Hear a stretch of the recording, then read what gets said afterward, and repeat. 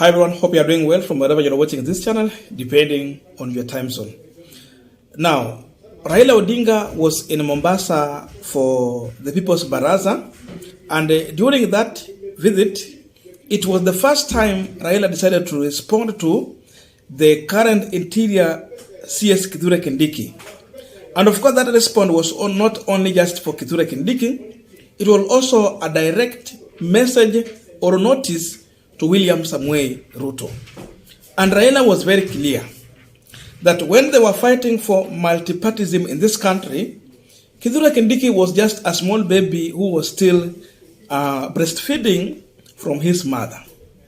But again, he has told Kithure Kindiki and William Ruto one thing, that during that time, they were fighting a lion that had both teeth and claws. As of now, they are fighting a lion that has no teeth and it has no claws. That message was very strong and so much significant. Listen to him, then from here, we are going to continue with this conversation to go deeper to understand what Raila Odinga mean for this regime. Kwa hivyo tunasema tunataka tufanye pamoja na polisi.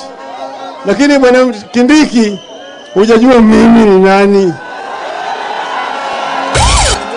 Kindiki wewe, wakati ulikuwa unapigania demokrasia katika taifa letu, wewe ulikuwa bado huko unanyonya matiti ya mama yako.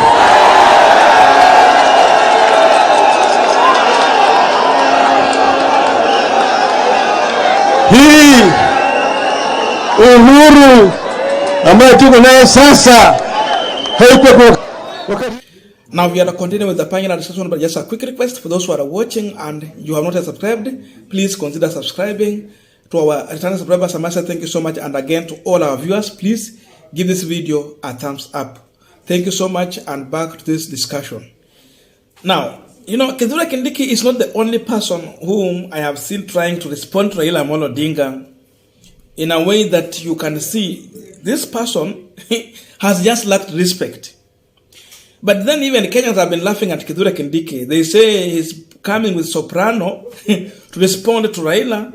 He responded to bandits with soprano, and he's not worth that office. I think William Ruto, by appointing Kithure Kindiki, he just wanted to destroy his career. Kithure Kindiki is not worth that position, and Kithure Kindiki might not deliver the way Ruto thought of. If Kithure Kindiki was smart, he should have avoided to respond to Raila Odinga, but deal with this other issue, or just appeal to Kenyans. In as much it is their democratic right to demonstrate, then they should not destroy people's property. But you see, the way Kithure Kindiki was issuing threats, you know, you look at him and you wonder if really he understands that he is operating in a country that has a new constitution. It is true Kithure Kindiki was young when Raila and the other leaders, including Orengo, we are talking about Koigi Omwere, we are talking about the former Meru governor.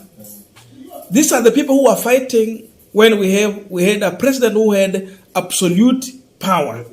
And what Raila Odinga means by fighting a lion that had both teeth and a claws is that Moi was a president who was operating under a constitution that was giving the president too much power. The president was all powerful, and you could not do anything to him. He can jail you anytime he wants. He can arrest you anytime he wants. He can make orders, make pronouncement. And, you know, the president's word was law that time. But then they decided to fight. They fought for this multipartyism, democracy, and the freedom we are enjoying as of now. If they managed during that time to defeat Moi with a constitution that was so much powerful, the constitution that was giving too much power to the president. In fact, the president was the constitution because his word was the law. Imagine they managed. That is the lion Raila Odinga is talking about, which had teeth. And you know what the teeth can do? And it had claws. Yani ni simba ambaye alikuwa na makucha pamoja na meno. Lakini kwa sasa wanapigana na simba ambaye hana makucha na kibogoyo. Right now, Kithure Kindiki should know that we have a very powerful constitution. Such that if you try to change this constitution, it means you have to go back to the people. This constitution has given power back to the people. That's one thing we can really thank God for having Raila Odinga in this country. A man who was in the forefront, he was jailed, he was intimidated, but he never gave up. He faced all the kind of impunity. But with his team, they were serious, they were injured, but they persevered. So Kithure Kindiki must acknowledge this. He must know this. And if we will know that he is serving a president who does not have that much power, that like what Moi had, then you can understand how you need to operate. Kithure Kindiki, this was just a warning so that you operate careful, knowing that you will also be reached with the hand of law. And of course, you are not above the law. Your president is not above the law. The law is above everyone. So, the issue of picketing is enshrined in our constitution. People have a right to picket. You cannot come out to issue threat to such people. In fact, how watu wako na shida. Yani, the more they are giving their threats, and in a government that is not working, the more they tell people, please go out and do it. Because how do you threaten a hungry person and who has nothing to lose? So Raila was just sending a warning to Kithure Kindiki. Be careful. The man you are serving is not all powerful the way you could think. The law has given him the limit he can go up to. Hakuna limit za kufika. There are areas he cannot go. If you try, then he should prepare for the worst. Because he will not be, after all, he will not be a life president. Na hata watu wazimio wako hapa wanasema mass action is coming on 20th. So you don't know what will happen at the end of the day. So Kithure Kindiki has to know. And again, those leaders who have been responding to Raila Odinga, I don't know what they think about before you respond to Raila. Because again, you need to be very careful. For example, today we were listening to, I have been listening to Nairobi governor. Sakaja has a message for William Ruto. That message is very strong. He should not take it casual. If you want to treat it casually, then he should know. Those are the people who are telling William Ruto the truth.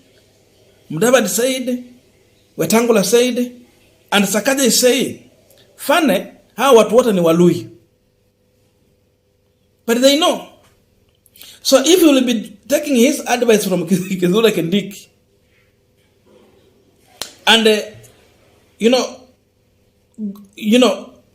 bring closer those youthful leaders who are trying to abuse Raila Odinga, when Raila is calling for mass action, when Raila is asking the government to do the right thing, when he's calling them when they are wrong. So those kind of leaders, they don't know what they're talking about. The freedom they are enjoying here, including even us coming here on a camera like this one and to share our views freely. Someone fought for this freedom. In Moi era, we cannot have people analyzing politics or coming on a camera to tell the government the truth. But as of now, we can have that freedom. We can speak to the government. We can speak to the power.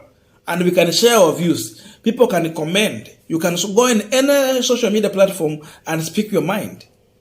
Because someone sacrificed for such kind of freedom. So when you look at those leaders, you wonder, do they even understand? I have seen those people who just, walikuwa kwa ODM, then they just change, now they're supporting William. If you listen how they talk, you ask yourself so many questions. Those who are voted in on UDA ticket, some of them pretend like sitting responding to Raila Odinga. These are the people Raila is saying walikuwa wananyonya matiti ya mama yao wakati watu walikuwa wanapigania uhuru wa hii nchi. If these are the leaders we are having, will we even have a tomorrow that is promising for our kids? I don't think so.